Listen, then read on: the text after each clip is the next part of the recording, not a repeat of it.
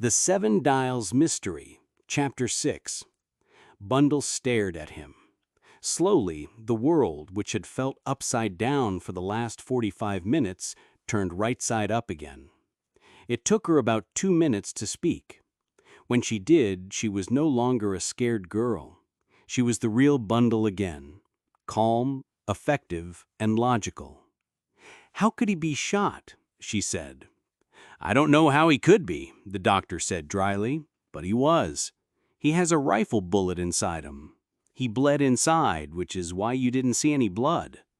Bundle nodded. "The question is," the doctor continued, "who shot him?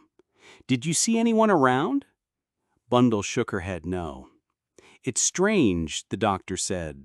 "If it was an accident, you would expect the person who did it to come and help, unless they didn't know what they had done." "There was no one around," Bundle said. "At least, not on the road." "It seems to me," the doctor said, "that the poor young man must have been running. The bullet hit him just as he passed through the gate, and so he fell onto the road. Did you hear a shot?" Bundle shook her head. "But I probably wouldn't have anyway," she said, "because of the loud noise of the car."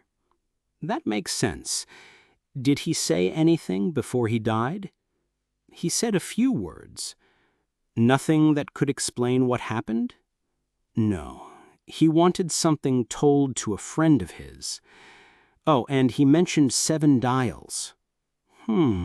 Said Dr. Cassell. "That's not a place someone like him would normally be from. Maybe the person who attacked him came from there.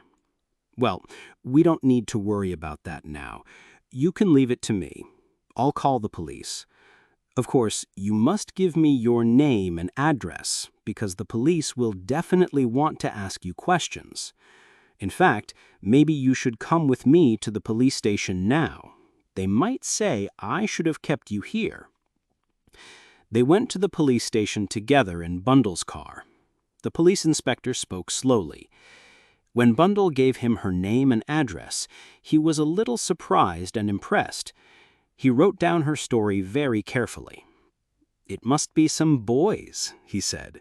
"Boys practicing shooting. They're very stupid. They're always shooting at birds without thinking about anyone who might be on the other side of a bush." The doctor thought this was a very unlikely explanation, but he knew that better people would soon be investigating the case, so he didn't argue. "What was the dead man's name?" the police sergeant asked, wetting his pencil. "He had a card in his pocket.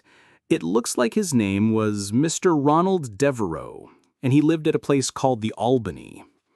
Bundle frowned. The name Ronald Devereaux seemed familiar.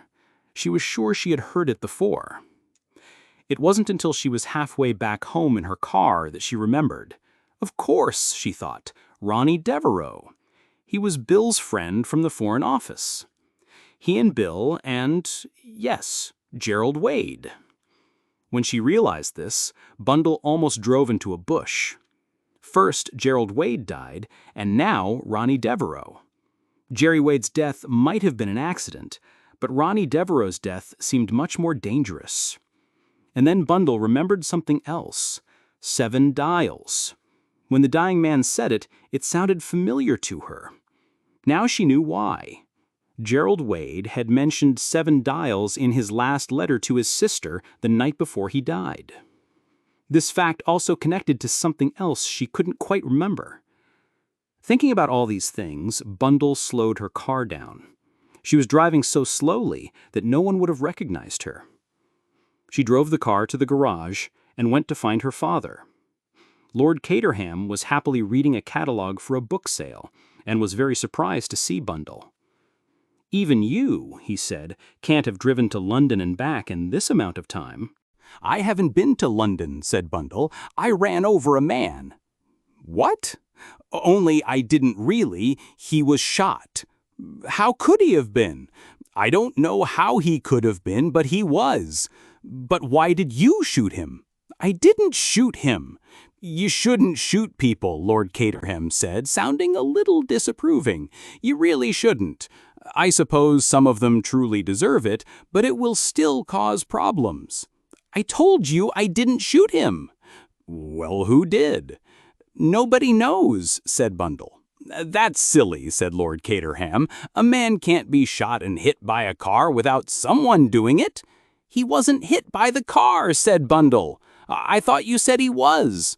I said I thought I had hit him. A tire burst, I guess, Lord Caterham said. That does sound like a gunshot. It always says that in detective stories. You are truly impossible, Father. You don't seem to have the brains of a rabbit. Not at all, said Lord Caterham. You come in with a crazy story about men being hit by cars and shot, and then you expect me to know everything about it like magic. Bundle sighed, feeling tired. Just listen, she said. I will tell you everything using very simple words. There, she said when she had finished. Do you understand now? Of course, I understand perfectly now. I can see why you might be a little shaken, my dear. I was quite right when I told you before you left that people who go out looking for trouble usually find it. I am very thankful, Lord Caterham added with a slight shiver, that I remained here peacefully. He picked up his catalogue again. Father, where is 7 Dials? I think it's somewhere in the East End. I've often seen buses going there. Or do I mean 7 Sisters? I've never been there myself, I'm glad to say. That's probably for the best, because I don't think it's a place I would like. And yet, it's strange, but I think I have heard of it recently for some reason. Do you know a person named Jimmy Thesiger? Lord Caterham was now completely focused on his catalogue again. He had tried to be helpful about 7 Dials, but this time he barely tried at all. Thesiger, he mumbled quietly. Thesiger, is he one of the Thesigers from Yorkshire? That's what I'm asking you. Please pay attention, Father. This is important. Lord Caterham tried very hard to look smart without really having to think. There are some Thesigers from Yorkshire, he said seriously, and I think there are also some from Devonshire. Your great-aunt Selina married a Thesiger. How does that help me? Cried Bundle.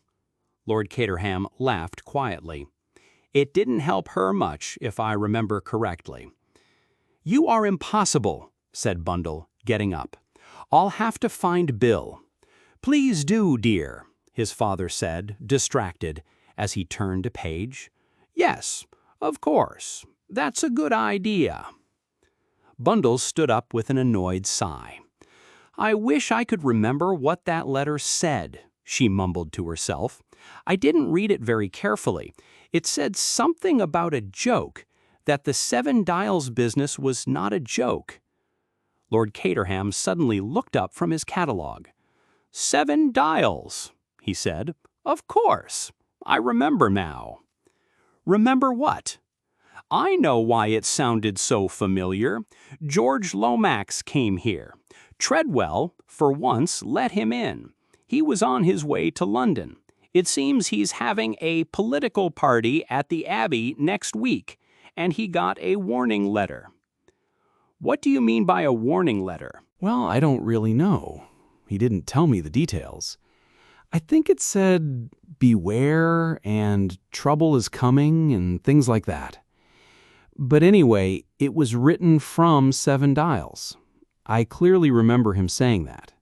He was going to London to talk to Scotland Yard about it. You know George, right? Bundle nodded. She knew the political leader, George Lomax, very well.